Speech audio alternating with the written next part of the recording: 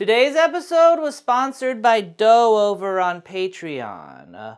Doe asked me for a deep blue patch, so I tried to find the deepest, bluest yarn that I could, but now that I'm looking at it, it's reading as black, so I apologize, Doe, but let's go ahead and get this bad boy up on the wall anyway, shall we? Yeah! So, yeah, here it is, up on the wall, and also my pets are here now because they don't let me have a second to myself to record anymore. I asked Doe if it had any special shout-outs it wanted me to give, and it did, so let me go ahead and get those out now. Alright, it says it wants me to curse Francis Ford Coppola. Alright. It would like me to tell you guys that if you put a roll of deodorant on your inner thighs, it prevents chafing. Great tip.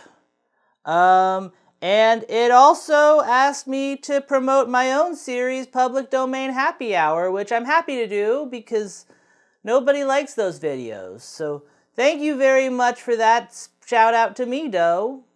Also, Doe, I'm just noticing that you asked me for yellow lettering. I apologize, I did not see that until just now. I hope you're not mad at me. I can redo the patch if you want. But yeah, I have no clue how long I have before my pets start fighting with each other on my lap, so I'm just going to go ahead and start the episode. Hello, nitwits, and welcome to Knitting Time with Willie. I'm your host, Willie Muse, joined as always by my co-host, Nitcolas. And as you can tell by my little outfit, I'm going to be talking about another Christian movie today because, well, they've been doing well for me and I want to grow my channel. I wish I had a better reason for it than that, but the truth is I just want more money. So yeah, I'm going to stick with the Christian thing until it stops working for me or until I get bored, whichever comes first. But that said, this time around, I did want to make sure that I did one thing a little bit different. Because the last 3 times I've made a video about a Christian movie, I ended up having to talk extensively about abortion. Granted, 2 of those times, it was about the same movie that was set at an abortion clinic, so I kind of brought that one on myself. But that said, the 3rd one was just a random exorcism movie, so I really wasn't expecting it to come up. And so I kind of wanted to make sure I didn't have the topic sprung on me again. Not because I'm uncomfortable talking about it, mind you. I'm not. Frankly, I like saying the word a lot. I think it has good mouthfeel. Abortion. Still, I don't want to talk about it so much that I become like the abortion guy. Because I don't really think that that's a title I'm qualified to carry. I don't know if you guys know this about me, but I have never personally gotten an abortion. So for that reason, and frankly because I didn't want to just end up repeating myself over and over again, this time around I wanted to try and find a Christian movie to talk about where there was absolutely no possibility that the topic of abortion would be shoehorned into the plot in any way. Which was actually a lot harder than it sounds. It's like 6 degrees of separation with these people. So I thought about it, and I realized that I should talk about a kids movie. Abortion is a very adult issue, so I figure that there's no way they'd include it in a piece of media targeted towards children. Probably. I hope. I don't know anymore. They really do bring it up a lot. Still, it was the best idea I had, so I googled Christian children's movies, and after weeding out the Veggie Tales, I found one that seemed perfect. It's called Finding Jesus, and based on the poster, it feels clear that it exists solely as an attempt to capitalize off of the success of Finding Nemo. Which is weird because it was released 17 years after Finding Nemo. It follows two Jesus-loving fish named Muggles and Joy as they swim around the ocean doing Jesus stuff, I guess. I don't know. The plot of this movie is very hard to explain because it doesn't really exist. Going into this movie, I made the mistake of watching it as a movie and trying to find a through line that wasn't actually there produced a feeling in my brain similar to what I imagine it must be like to take a lot of ketamine. I was 20 minutes in when I realized that this isn't one single story.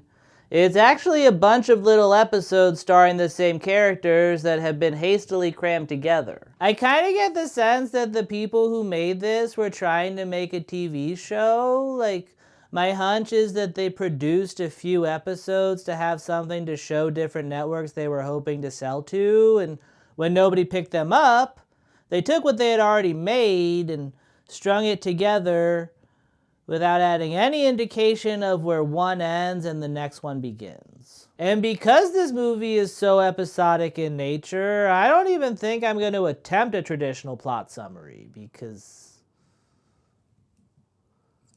I think that might literally kill me.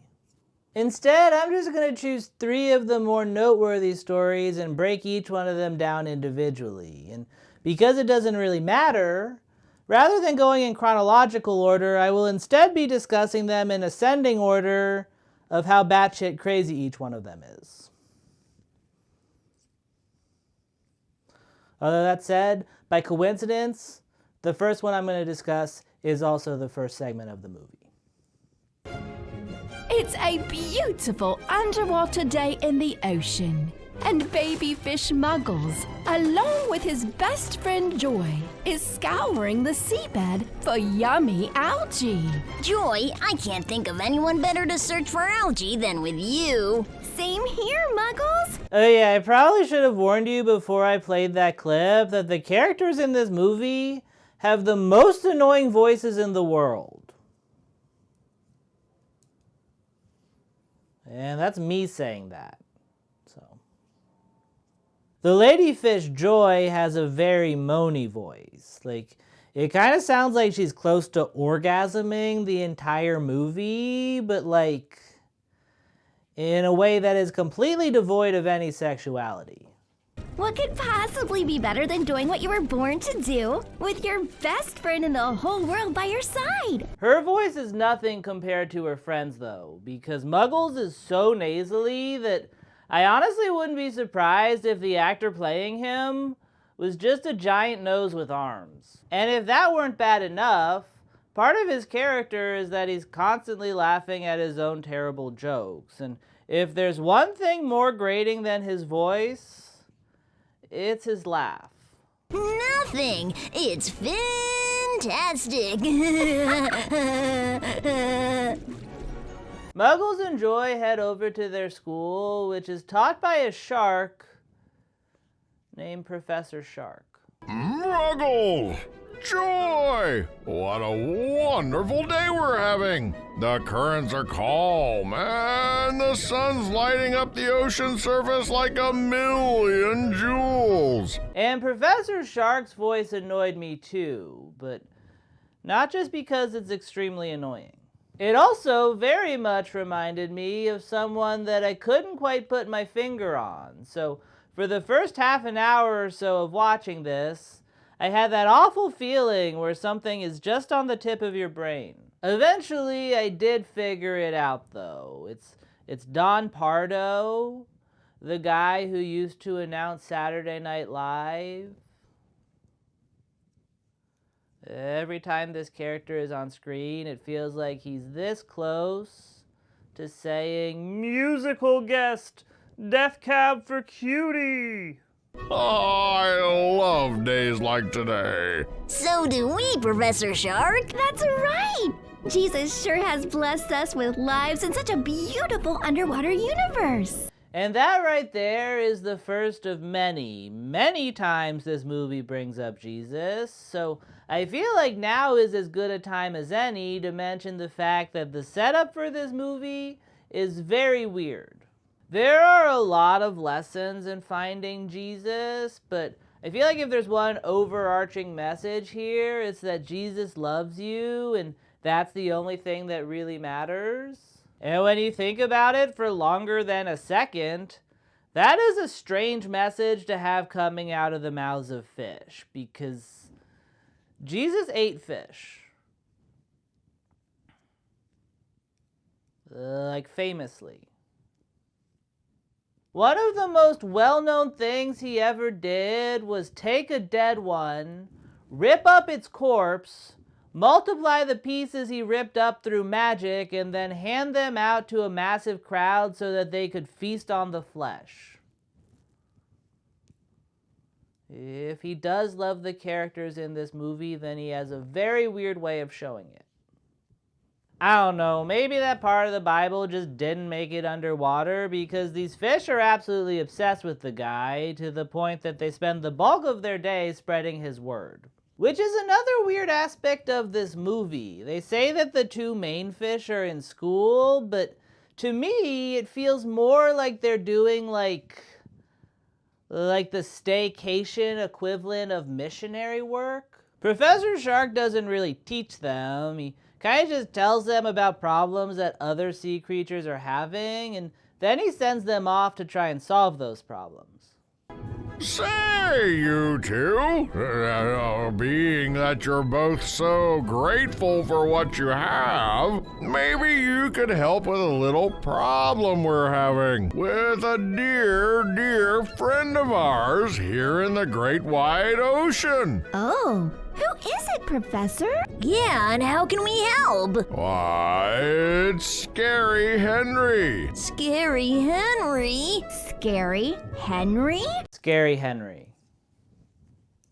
Yes, Scary Henry. As you know, he's always had a bad reputation.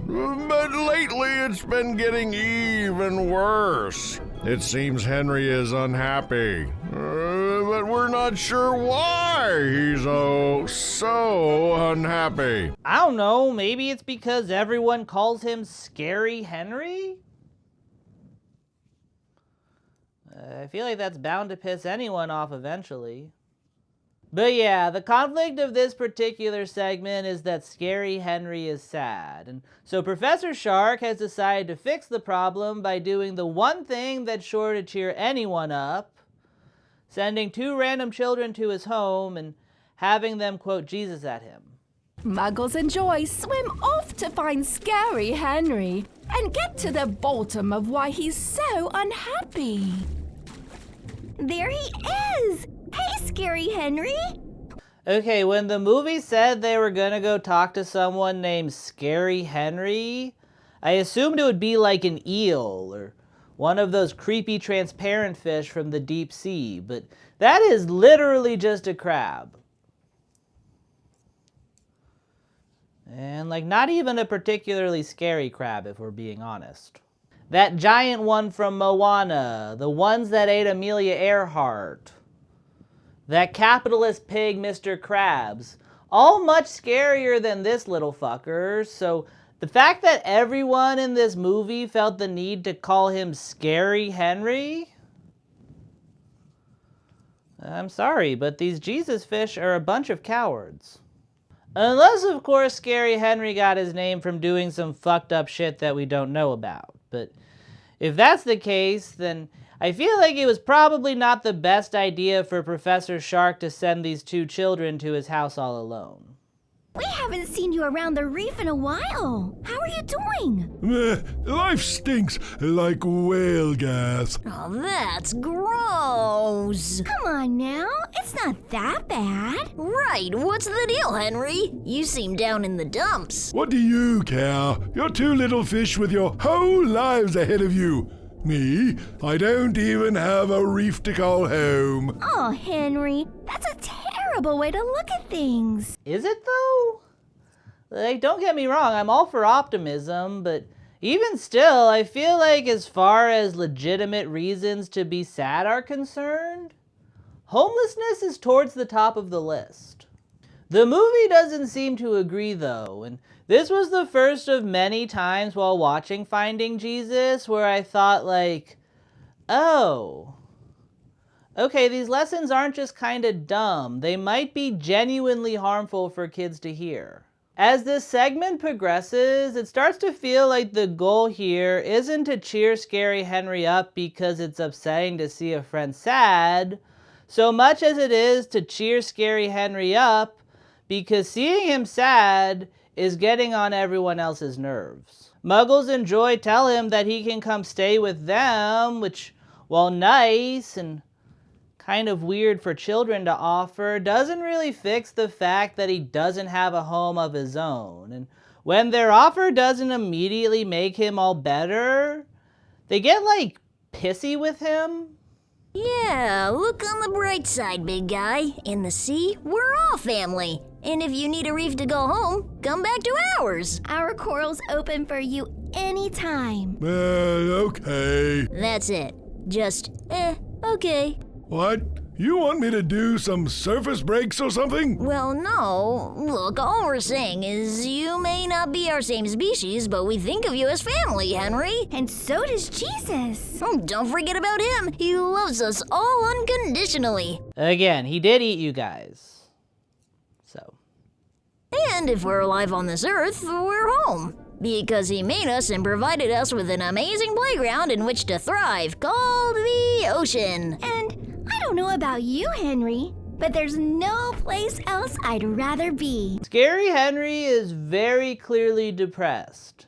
Things are not going well for him right now, and he's feeling his feelings about it, and if this movie were responsible, the lesson it would teach to children is that happens sometimes, and that's okay. Instead, the wisdom it actually seems to be trying to impart is that quick fixes are possible with Jesus, and I don't care who you are or what you believe, that simply isn't true. And what makes this whole section worse is that Muggles and Joy will not leave Scary Henry alone. At one point he literally says like, you kids go play, I don't want to bring you down, and they're just like, nope. That's cool. You two should go play. I'm not much fun. But you can be Scary Henry. Yeah, you try being the life of the party when everybody calls you Scary Henry. It's easier said than done. Oh my god, I was joking before when I said that being called Scary Henry was getting to him, but apparently it is. Stop calling him that, you ghouls! When the homeless crab refuses to stop being depressed after 30 seconds of Bible quotes, Muggles and Joy seek help from an older, wiser sea creature who kind of just gives them more Bible quotes. Muggles and Joy find big old Mrs. Wudley just as fast as the little fins can carry them, which is surprisingly fast. Hi, Mrs. Wudley. Remember us? Joy, Muggles, it's been so long. My, how you've both grown. You were both hatchlings the last time I saw you. Ugh, what the fuck is that thing? Its general shape leads me to believe that they were going for a starfish here, but based on how I'm used to seeing starfish portrayed in animation, my mind very much reads this thing as talking out of its asshole, and because of that, I can't help but view it as a horrible monster. So tell me, to what do I owe this wonderful visit? Our friend is in need, Mrs. Wudley. He's feeling really down and has lost sight of the important things in life. Which is to say, the simple things. Again, he is homeless. I really feel like you're glossing over that part there, Muggles. It sounds like this friend could use a lesson in gratitude. Gratitude? Yes, it comes out of the habit of giving thanks. Exercising regular gratitude to God can work wonders in our lives and our bad moods. Are you fucking kidding me right now? Just when I thought this movie couldn't get any worse with its approach to mental health, it starts telling children that their depression is their fault because they aren't grateful enough to Jesus. And what makes this part particularly frustrating is that I actually do think that there's a kernel of truth buried deep, deep, deep, deep, deep beneath the surface here. One thing that kind of surprises me every time I dip my toes into wellness stuff is how similar a lot of it is to going to church, you know? It's a lot of chanting in unison and taking stock of what you have. And it makes me think that one of the reasons that Christianity works for certain people is that it just kind of makes them accidentally practice certain healthy techniques. Like, I feel like it's kind of like how in olden times doctors used to put leeches on people who were sick because they were trying to balance their humors, and we've since learned that in certain cases, leeches can actually be used to heal people, but not because someone has too much blood as we once believed. And because of that, it stands to reason that sometimes people would get leeches put on them and it would work for them, but a lot of other times, people would get leeches put on them and it didn't do anything, so now on top of all their other problems, they had to deal with the fact that they're being sucked dry by a bunch of parasites. And yeah, that's kind of how I feel about a lot of organized religion. Also, author's note, I don't know if literally anything I just said about leeches is actually true, but it was the best analogy I could come up with. So, like, if we could all just pretend that everything I said was factual for my benefit.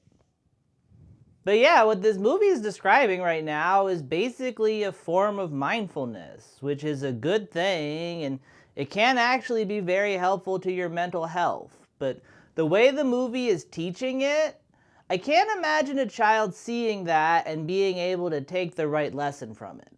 And even if they did, mindfulness alone is not going to fix everything. These issues are complicated and they don't have an easy fix. So for this movie to act like they do is really messed up. Literally all that happens is that Madame Von Assface gives them some Bible quotes to take back to Henry, and that pretty much fixes everything.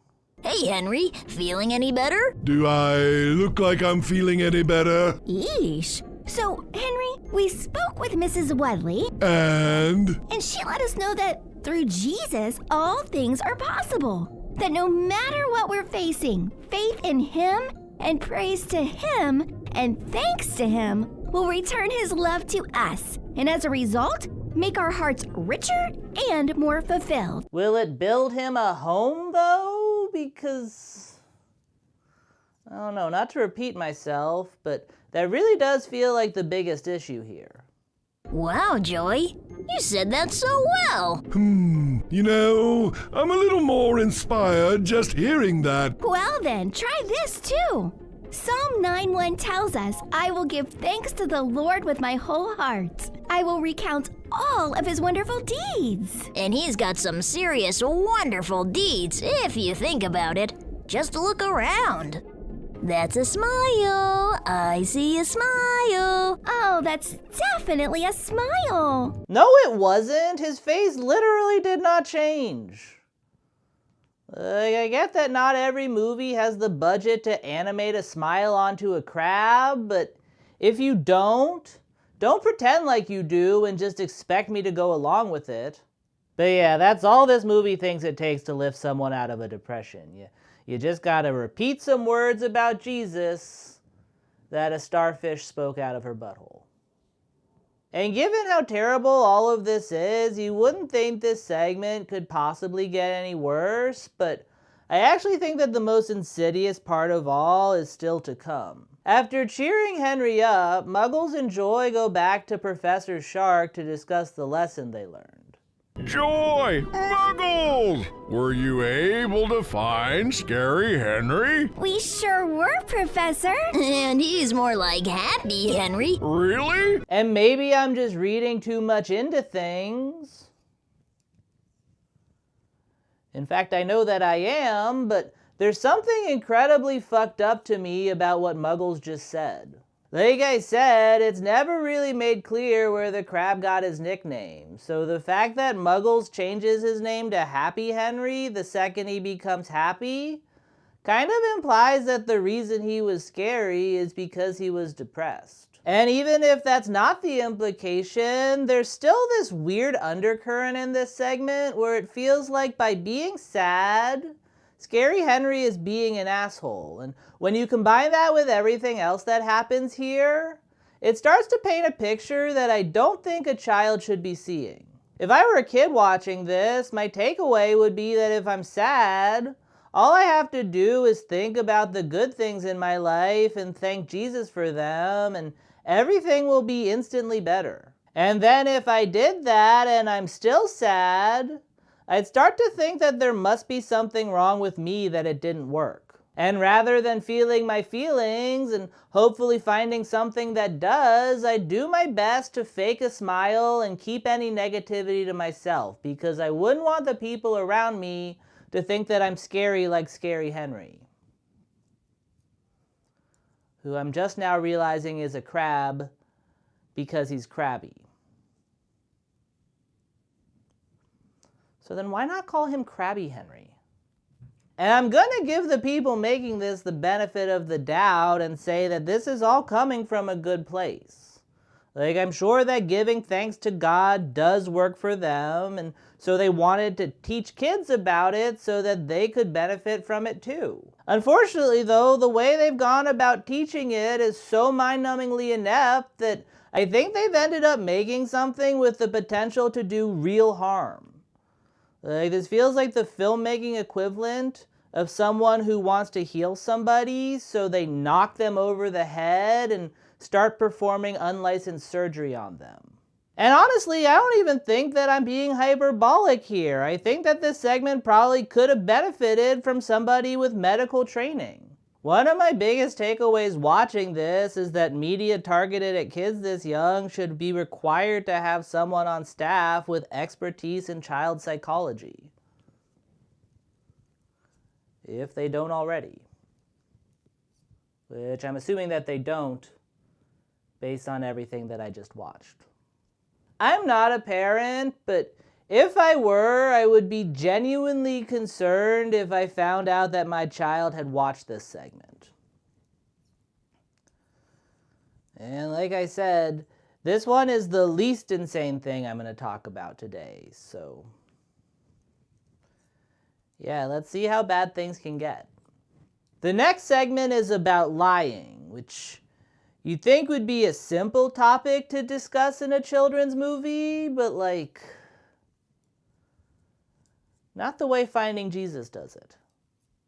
It's a beautiful day in the sea, and little fish Muggles and Joy are swimming back to their reef after a fun day frolicking in open water. Today was such a fun day, Muggles. I love playing in the open water. It sure is a nice break from scouring the reefs and ocean floor, I'll tell you that. But we didn't do the homework Professor Shark gave us for the day. All we did was play. Do you think Professor Shark will be upset that we're coming back without having done our homework? You know, I felt weird earlier saying that this character in a kid's movie sounds like she's mid-climax the entire time, but after listening to that clip again, I feel totally justified. Which, before anyone says anything, I know she's supposed to be a child, but I'm talking about the voice, and she's voiced by an adult.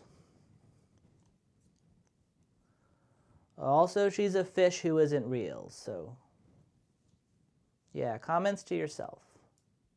Muggles and Joy realize that they forgot to do their assignment, and so when they report back to Professor Shark, Rather than getting in trouble, they decide to tell a little lie. Muggles, Joy! Oh, what have you fishes been up to?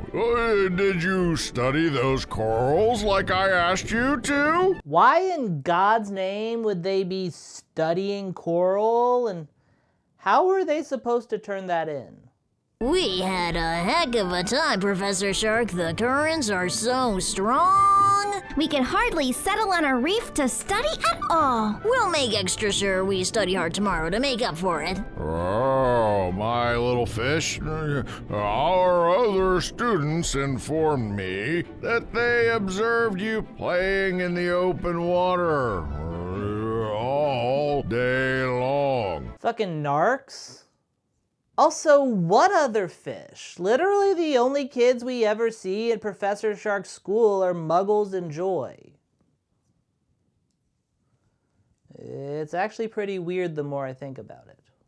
But yeah, Muggles and Joy are caught, so Professor Shark decides to give them a little lesson about why lying is bad. I've always admired how hard you study and like to give all the fish in our school the benefit of doubt. Unfortunately, I see now that I can't always trust what you tell me. Oh, Professor Shark, I'm so sorry. Yeah, we didn't mean to lie, honest. Okay, Muggles, that is categorically not true.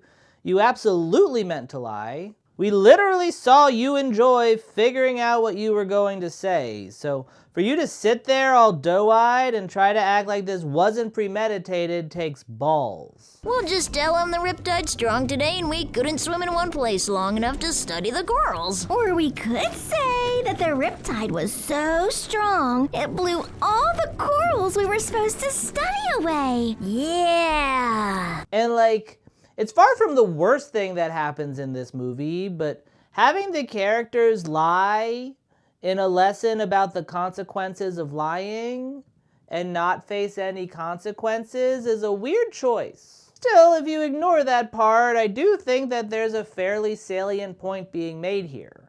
Professor Shark is basically saying that lying is bad because it teaches people that they can't trust you, and I do think that's a perfectly fine lesson for kids. Unfortunately, no part of that lesson contains the word Jesus, so the movie can't just leave it at that. Instead, things keep going, and they get weirder. Professor Shark guilts Muggles and Joy for a little bit before ultimately forgiving them, but to make double sure that they learn their lesson about lying, he sends them off to talk to two of their underwater friends. I can see this makes you feel terrible, so I'll forgive you two. But I'd like it very much if you got together with your reef mate, Mr. Flips, and went to see Mr. Sushi. Perhaps he can shed some light on the power of moral purity. Based on what I've seen so far, I'm going to go out on a limb here and say that a character named Mr. Sushi will not be the shining beacon of moral purity that this movie claims, but thankfully that's a matter for future Willie to deal with. Before we can get to that, Muggles and Joy meet up with a dolphin named Mr. Flips, who, well, he has a weird energy. Hi, Mr. Flips. I don't know if you've heard. About you guys lying to Professor Shark? Yeah, I heard about it. Damn, news spreads fast underwater. Maybe the next lesson should be about why gossiping is bad. And honestly, I feel like this is where the movie's message starts to get a little weird, because Professor Shark says that he forgave them, but he's also apparently telling everyone that they can't be trusted. It kind of seems like lying has turned Muggles and Joy into pariahs in a way that they're genuinely concerned about. Oh, great! Now the whole reef will think we can't be trusted. Well, you did tell a lie. But we didn't mean it. Again, you did mean to lie. We all saw it. Stop lying about your lies. Still, though Joy is clearly pathological at this point, the punishment does seem a little bit harsh. For one thing, though they definitely did lie, they also fessed up a lot quicker than they had to.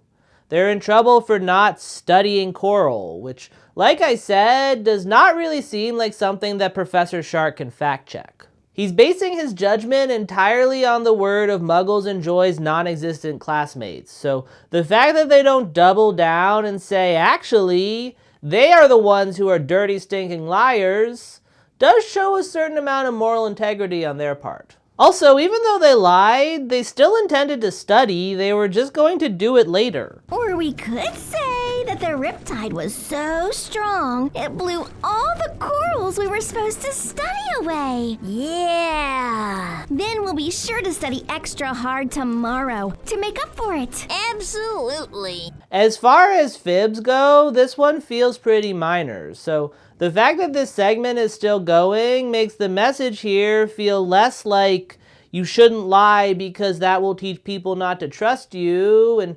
more like you can't fuck up ever. Which is a very intense thing to put on the shoulders of children. We usually study hard every day, and it's not like we lie all the time. Yeah, we just started playing and lost track of time. We didn't want the professor to think we were being lazy. But you were being lazy. I know, but Wouldn't it have been better to fess up and tell the truth? Just say you made a mistake? yes. Still, I think that's intentional. As Professor Shark alluded to earlier, the point of this part of the movie is not just to teach kids not to lie, it's to teach them about moral purity. Like, I think that the real lesson here is that you have to always try to be perfect because people are going to judge you when you're not. And to hammer that point home, Mr. Flips recites a couple of Bible verses on the subject. And fun fact, there's actually a tiny little production error in this clip I'm about to show you. It's subtle, but see if you can spot it. Remember, Muggles and Joy, what the book of Timothy teaches us. Don't let anyone look down on you because you are young, but set an example for the believers in speech, in conduct, in love, in faith, and in purity. Wow. It's a beautiful passage, eh? Try this one. Don't let anyone look down on you because you are young, but set an example for the believers in speech, in conduct, in love, in faith, and in purity. My gosh. Did you catch it? For those of you who tuned out as I would have, Mr. Flips very blatantly repeats himself. He quotes a Bible verse, tells Muggles and Joy he's going to quote another Bible verse, and then he quotes the exact same one he did before. And I feel like the fact that that's there really shows the amount of thought and care that went into this movie aimed at shaping the minds of young children. Although that said, I absolutely love Muggles' reaction here, because the way the scene plays out, it makes it seem like he heard the same thing twice in a row, and hearing it a second time, it blew his fucking mind. My gosh. After talking to Mr. Flips, Muggles and Joy head over to talk to another, oh God help me, it's time to talk about Mr. Sushi. Muggles and Joy swim off to see their friend, the grumpy Mr. Sushi. Hey, Mr. Sushi. What are you two little fish doing so far from your reef? You know, I don't really know what I expected when I first heard that this movie had a character named Mr. Sushi in it, but whatever it was, this is a million times worse.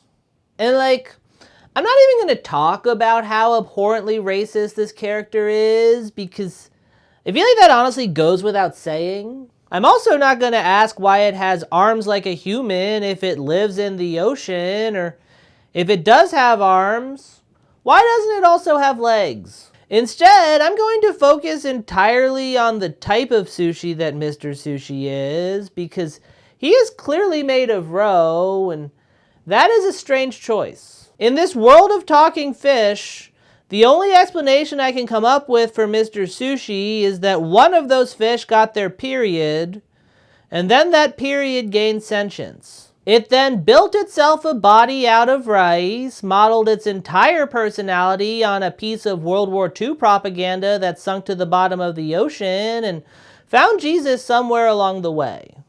As far as what he says goes, it's a lot of the same, just done in a horribly offensive voice. Like everyone else in this movie, he also guilts the shit out of Muggles and Joy for their little indiscretion. So tell me, what do you need? Well, Muggles and I, We blew off our studies and then lied about it to Professor Shark. Jeez, you make us sound so bad. We were bad, Joy. I can see that now. Oh my! I always thought you two were good little fish. Only a few weeks old, too. Oh, Where Mr. Sushi adds an interesting little twist, though, is that he lets Muggles and Joy know that even though everyone else hates them for what they did, there's still one person on their side. Can you guess who it is? See? Our reputations are gonna be plankton from now on. That isn't necessarily so, Joy. Why are Muggles right? What you two did was wrong. The great thing about our faith is that in his infinite wisdom, Jesus forgives. The entire point of Mr. Sushi is to tell Muggles and Joy that even though they messed up, it's okay, which is weird because the point of everything leading up to him seemed to be the exact opposite. And at best, I'd say that it makes this part confusing. This entire time, the movie has been making it seem like if you do one bad thing, it will have consequences. So to have this guy swoop in at the last minute and say, actually, it doesn't really matter because Jesus loves you, feels like a bit of a mixed message. Do you think Jesus forgives us, Mr. Sushi? He forgives you, and he always welcome your honesty. At worst, though, I'd say that this part is fucked up in a way that... Well, I'm gonna have to choose my words very carefully in order to discuss it. Because in no way do I want to make light of abuse by saying that it is in any way similar to this stupid movie about talking fish. But that said, it does kind of feel like this stupid movie about talking fish is employing some abusive tactics right now. I think even the people who made this movie would agree with me when I say that the point of it is to try and bring children closer to Jesus. And when you think about it like that, everything I just talked about starts to feel a lot creepier. Muggles and Joy tell a little white lie, something that every child watching is bound to do at some point, and they're made to feel like absolute shit because of it. And after knocking them down for a while, the movie has someone come in and tell them, even though you suck, that's okay because Jesus still loves you, so that means you should spend all your time loving Jesus. In his infinite wisdom, Jesus forgives. Even for two lying fishes who don't deserve a second chance? Oh, Joy. In Jesus' eyes, we all deserve and get a second chance if we want one. And for the record, I don't think that this was intentional. I sincerely doubt that the people making this met up in a dark room and said all right, let's brainstorm evil ways to get kids hooked on God. I honestly just think that they were so unqualified to make a kids movie that they fumbled their way into making something extremely regrettable. And given that I just talked about a racist piece of talking sushi using the language of abusers, it's hard to imagine that things could get any more regrettable, but somehow they do, because I think that the next segment might actually be dangerous.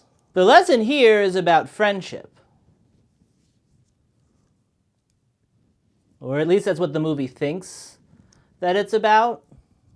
After a long day out in the field stuffing their face with algae, Muggles and Joy return to school to check back in with Professor Shark. Muggles, Joy, welcome home, my dearest fish. We're glad to be back, Professor Shark. Yeah, it's not easy swimming around with all these new predators in the sea. Makes me thankful for friends. I'm not gonna lie, seeing Joy tell her trusted teacher that she's worried about predators when that teacher is a shark feels kind of ironic.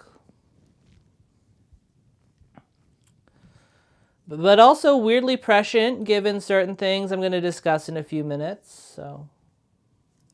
Which, like, for the record, I'm not accusing Professor Shark of anything. He seems like a perfectly lovely guy. Although that said, he's also a terrible teacher who should be arrested immediately for child endangerment. Muggles and Joy are referred to as baby fish many times over the course of the movie, so the fact that they spend their days swimming around predator-infested algae fields unattended while his lazy ass just sits there blocking the entrance to Bubbletown, it's unacceptable. And what's worse is that when they miraculously make it back home safe, he just sends them right back out again. Great job, fishes. But I need to ask you to go back to the wide open sea. Go back out? But why? We were gone so long already today. Well, it seems there's an issue on the seabed. It's our old friend, Marlowe. Marlowe the swordfish? What tangle can he possibly have that he can't cut himself free from? I hope this doesn't sound too harsh, but after watching this movie repeatedly to make this video, I've gotten to the point where I would murder Muggles if I could. I'd find him, I'd put my hands around whatever his version of a throat is, and I'd choke him until the life drained from his body.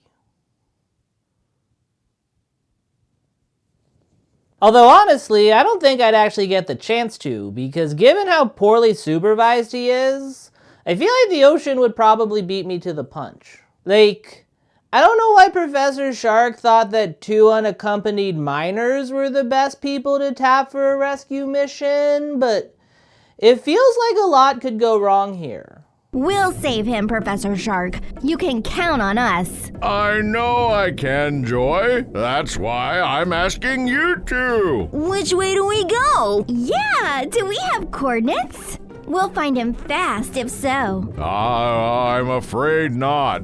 I'm not sure exactly where he is, but his distress signal was picked up by Pickles. He is literally telling babies to just go out and search the entire ocean for one single random fish.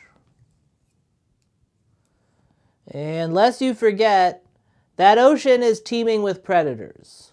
The only lead they have as to Marlowe's whereabouts is some random fish named Pickles who picked up on a distress signal.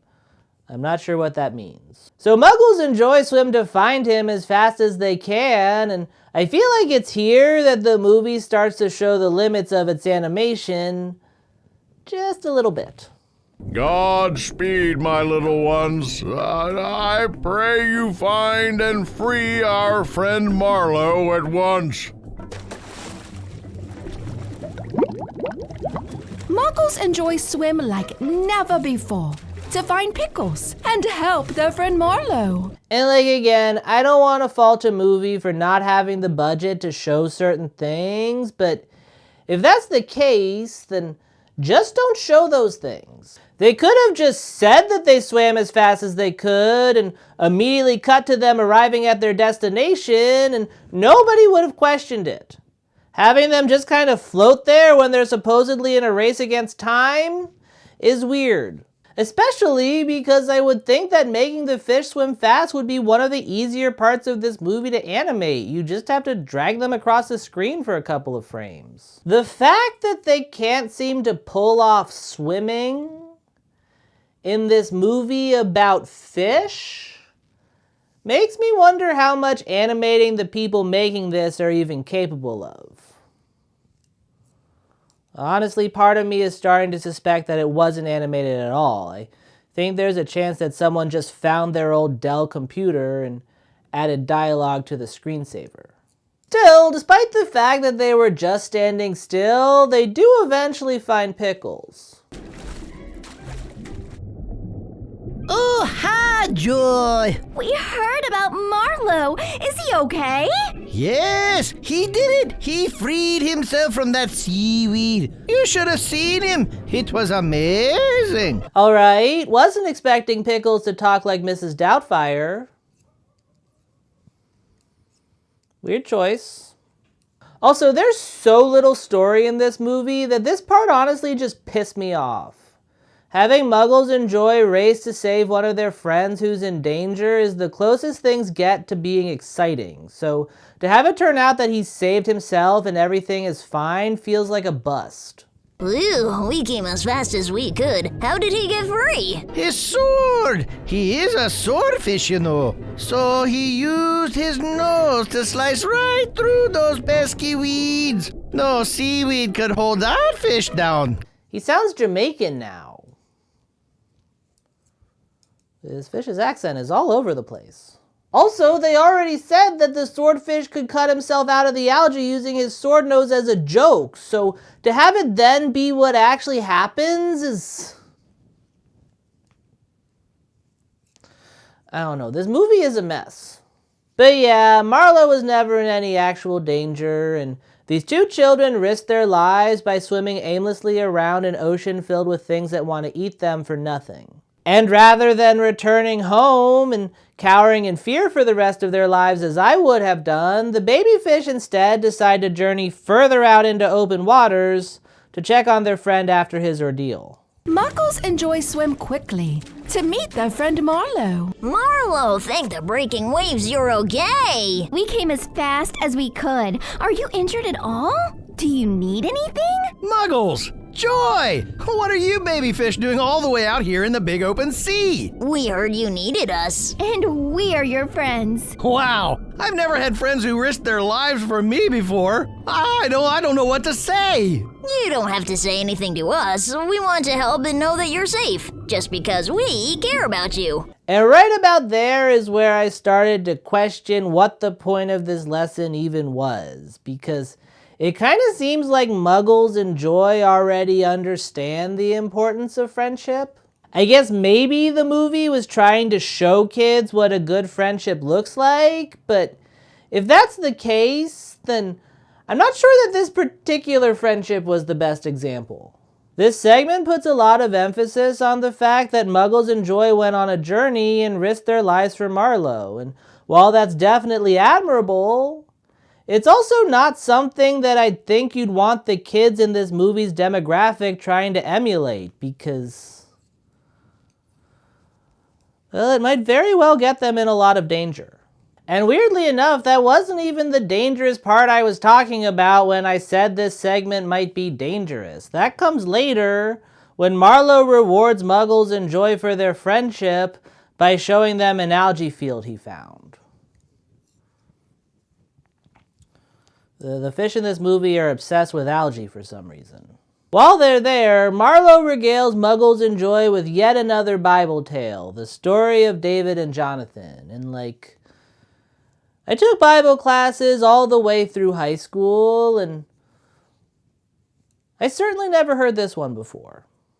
You know, you remind me of David and Jonathan from the Bible. We do? How so? Well, in the Old Testament's book of Samuel, it says, after David had finished talking with Saul, he met Jonathan, the king's son. There was an immediate bond between them, for Jonathan loved David.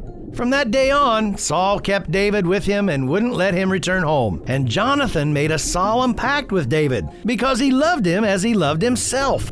Wow, that sounds like some friendship. Yes, Joy, that sounds like some friendship.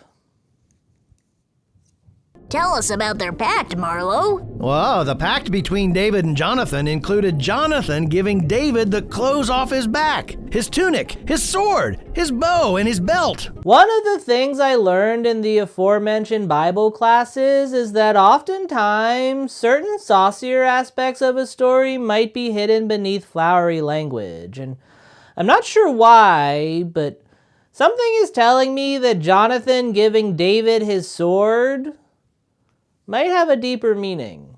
And while it feels pretty clear to me that Jonathan and David at the very least off together, that's not the issue I have with this story. The part that's tripping me up is that it very much seems that in order to make this amazing relationship that this movie has decided to point to in order to illustrate what friendship should be like happen, David was kidnapped. And I never did particularly well in the Bible classes I mentioned, so that might not be what actually happened in the story, but even still, I feel like the way the movie is telling it is sending a bad message. I feel like the general rule of thumb should be that no lesson about friendship directed at young children should ever include the phrase, "wouldn't let him return home." And things only get more questionable from there.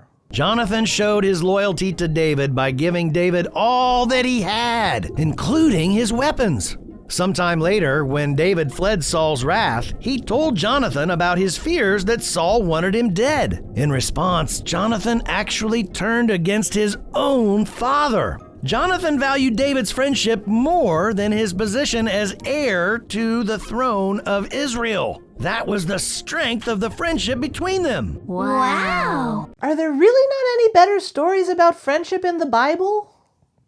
I'm being 100% serious when I say that I gasped the first time I heard that part, because I cannot believe that they included that in a children's movie. I feel like even if I were the most religious dad in the world, I would not want my young kids watching a movie that tells them that it's okay to turn on their parents in favor of their friends, because that sounds like it has the potential to lead to some very bad shit. And I feel like that potential is multiplied exponentially when you combine it with one of the earlier lessons about friendship in this segment. Jesus gave us a great friend in you, Marlowe, and we honor our friendship because we honor his gifts to us. We're so different, some animals might wonder what two itty-bitty fish have in common with a big swordfish. But we don't need to be the same to be great friends. Okay, so here are just a few things that this movie teaches kids about friendship. Friendship means putting your own personal safety at risk for your friends. It's okay if weird power balances exist in a friendship. If you're friends with someone, that means that you might one day turn against your own parents for them. And finally, just because one of you is big and the other one is small, that doesn't mean that you can't still have a relationship. It's really not a great combination of lessons. And given certain stories that are constantly coming out about church officials in power, does part of me want to say that this movie is some diabolical plot aimed at conditioning children in nefarious ways? Of course, that's way more interesting than what I'm about to say. But in a lot of ways, I feel like that would be giving this movie too much credit, because if that were true, it would imply that a certain amount of thought went into the making of it, and I honestly don't think that's the case. I feel like the problem here is that when they were choosing the Bible story they were going to use in their lesson on friendship, they didn't really stop to think about it long enough to be like, could this potentially have horrible ramifications for the children watching?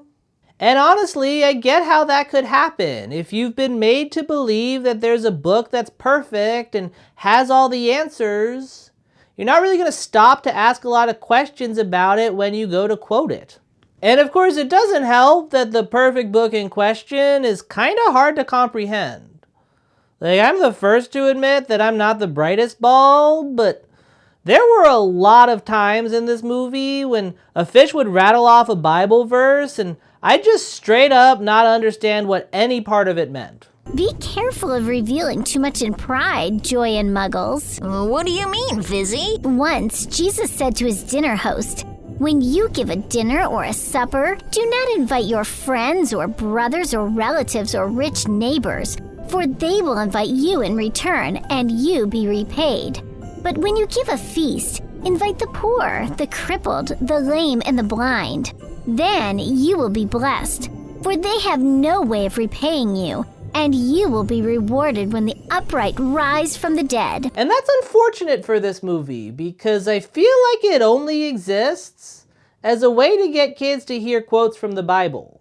One thing that I can't stop thinking about is the part when Mr. Flips repeats the same Bible quote twice, because I truly have no idea how they could have let that happen. It's honestly one of the more baffling things I've ever come across in all my time making videos on here. Still, if I had to guess, I'd say that the Bible quotes were probably an afterthought. Someone wrote the script and included a bunch of blank spaces along the way so that they could add them later, because what difference does it make if they make sense? They're all perfect. And then, when it came time to actually add the verses in, they either couldn't find a second one that fit the situation, or they just accidentally copied and pasted in the same one twice and nobody involved was engaged with the material enough to care. But in either case, the message is the same. Because like I said, after hearing that same quote repeated a second time, Muggles reacts like someone just gave him his first hit of crack. My gosh. And it kind of feels like the movie is unintentionally telling everyone watching that the words being said don't actually matter.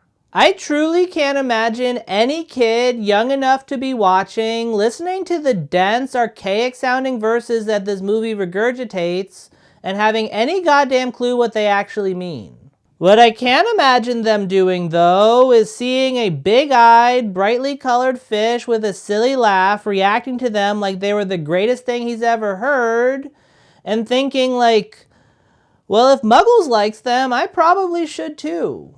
And really, I think that's the ultimate goal of this movie, to make kids like the Bible without ever really asking why. And I get why that might be the case, because I very much get the sense that the people making it didn't really ask why either. The more I think about it, the more this movie feels like the end of a very long game of telephone, you know? Something that was whispered in the ears of a long line of people until what once had meaning comes out the other end as a nonsensical mess. And my heart truly breaks for the kids on the receiving end of that nonsense, because it gives them two options.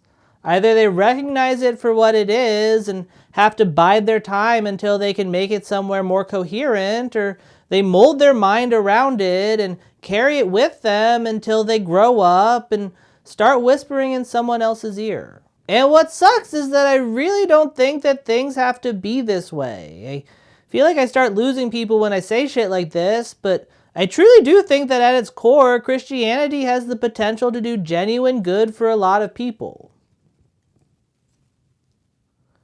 People who are very much not me, but still. I've met a lot of people who really engage with their faith and treat it as something personal that helps them navigate life. And generally speaking, I think that those people are awesome. Where I have problems is with Christians who don't really know why they're doing it. They just know that they're right. Those people exhaust me. And that's honestly the thing that pisses me off the most about this movie. I feel like every time someone makes something like Finding Jesus, we get more of the latter and less of the former, and that's genuinely unfortunate. The way I see it, for any of this shit to be worth a damn, people need to find Jesus. They can't just have Jesus shoved down their throats.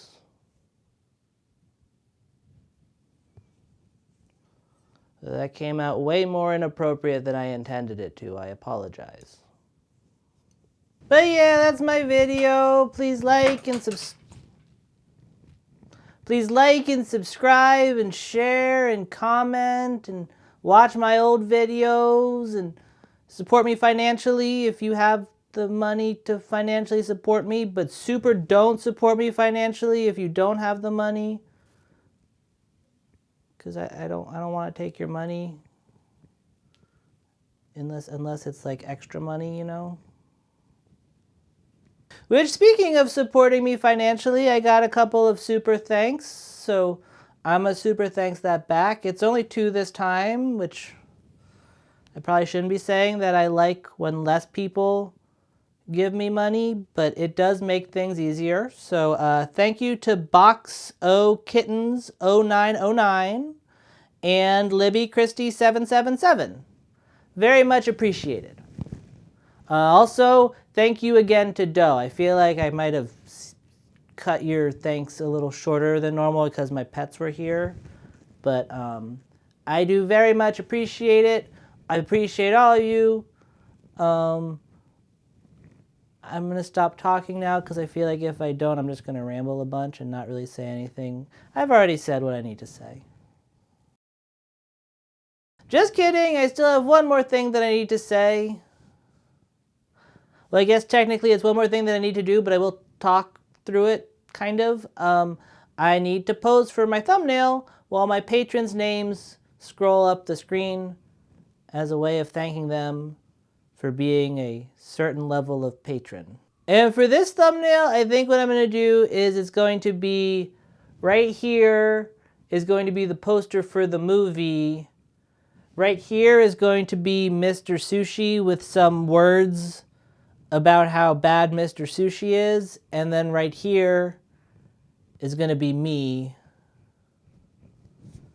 because that's where I am. So I guess I'll react to Mr. Sushi in a way that doesn't block the poster too much, like...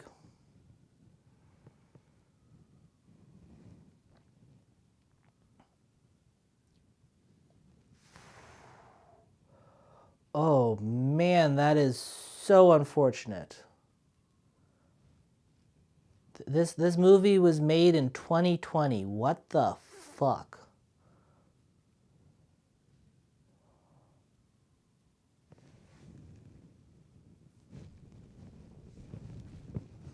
Maybe like, ooh.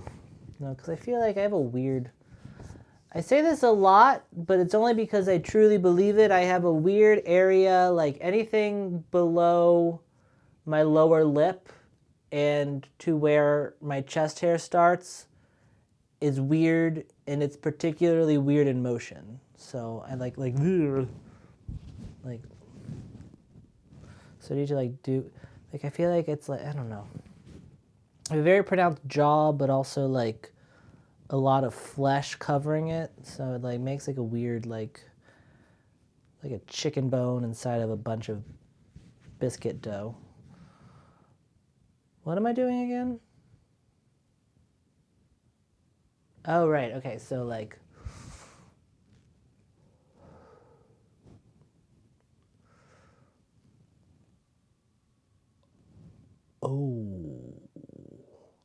Oh no, that's not good. I feel like I should be reacting like, you guys seen that meme of Kelly Osbourne saying something racist on The View and someone's just like, oh, that's not. No, that's not good.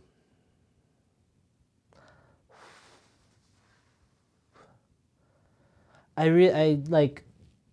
truly can't get over Mr. Sushi. I feel like I said a lot about him in the video, but like,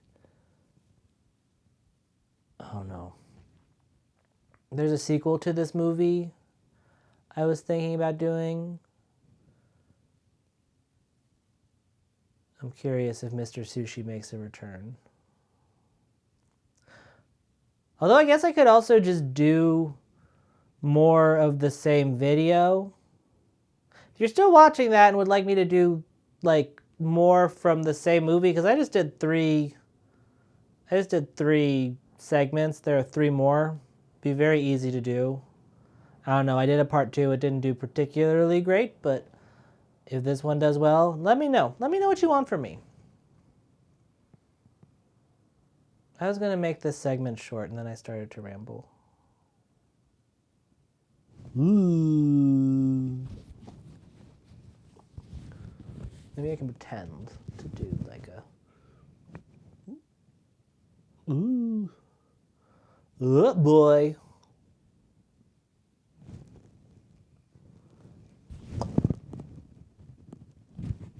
stick here. This thing sticks out. I don't know what the fuck this is. Oh my god, Mr. Sushi? That's a lot.